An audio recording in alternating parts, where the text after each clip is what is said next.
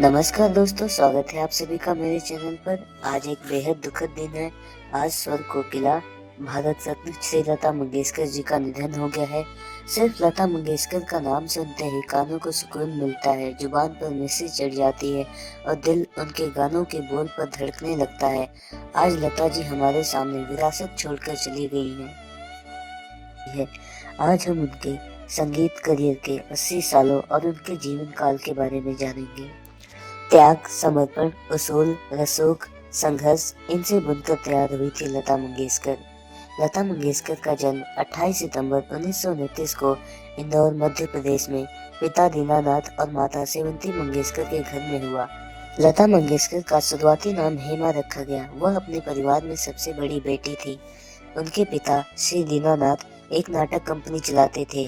वह भाव बंधन नाम के नाटक के लतिका किरदार से इतने प्रभावित हुए कि उन्होंने अपनी बेटी का नाम लता रख दिया। 5 साल की उम्र तक लता अपने पिता के सामने गाने से बजती थी। एक दिन अचानक पिता ने लता को गाते हुए सुना और चौंक गए। उसी दिन उन्होंने तय कर लिया, कल से मैं लता को गाना सिखाऊंगा। 16 दिसंबर 1941 को दीदी ने पहली बार एक रेडियो प्रोग्राम के लिए स्टूडियो में गाना रिकॉर्ड किया। 1942 में उनके पिता दीनानाथ का निधन हो गया, जिससे परिवार की सारी जिम्मेदारी उन पर आ गई। शौक नहीं, मजबूरी फिल्म इंडस्ट्री में लाई। पैसे की किल्लत की वजह से लता दीदी ने मराठी और हिंदी फिल्मों में छोटे छोटे रोल निभाने शुरू कर दिए।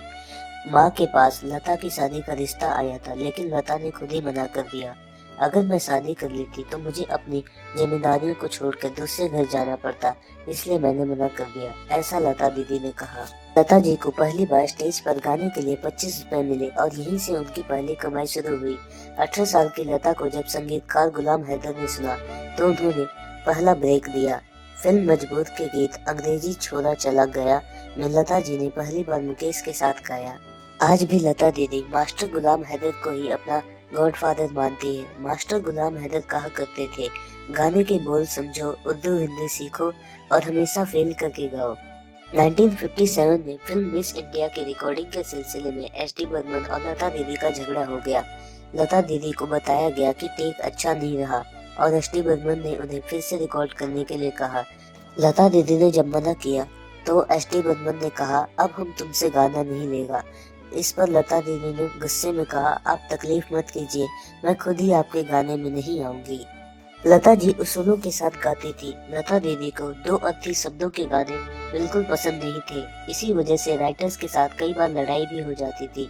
राज कपूर को एक बार दीदी को घंटों तक मनाना पड़ा, मैं क्या करूँ राम, मुझे बुड्ढा मिल गया गाने के लिए।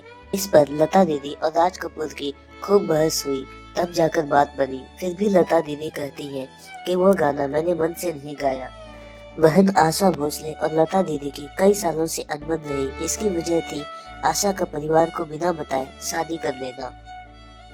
33 वर्ष की उम्र में लता दीदी को किसी ने जहर देने की कोशिश की। यह लता दीदी का जिंदगी का सबसे भयानक और कठिन दौर था। लता जी का लंबा इलाज चला, उन्हें 3 महीने तक बेड पर रहना पड़ा। बीमारी से ठीक होने के बाद कंपोजर हेमंत कुमार लता दीदी के घर आए और उन्हें रिकॉर्डिंग स्टूडियो लेकर गए। गीत कहीं दीप जले कहीं दिल, इस गाने की रिकॉर्डिंग ठीक से हो गई और इस गाने ने फिल्म फेयर अवार्ड जीता। लता दीदी को क्रिकेट खेल देखना बेहद पसंद था। वे सचिन तेंदुलकर को अपने बेटे के समान मानती थी। साल 1983 में जब भारत ने पहली बार वर्ल्ड कप जीता था तो बीसीसीआई के पास खिलाड़ियों को इनाम में देने के लिए पैसे नहीं थे। इस पर लता दीदी ने स्टेडियम में शो करके 20 लाख रुपए इकट्ठे किए और खिलाड़ियों को इनाम में दिया।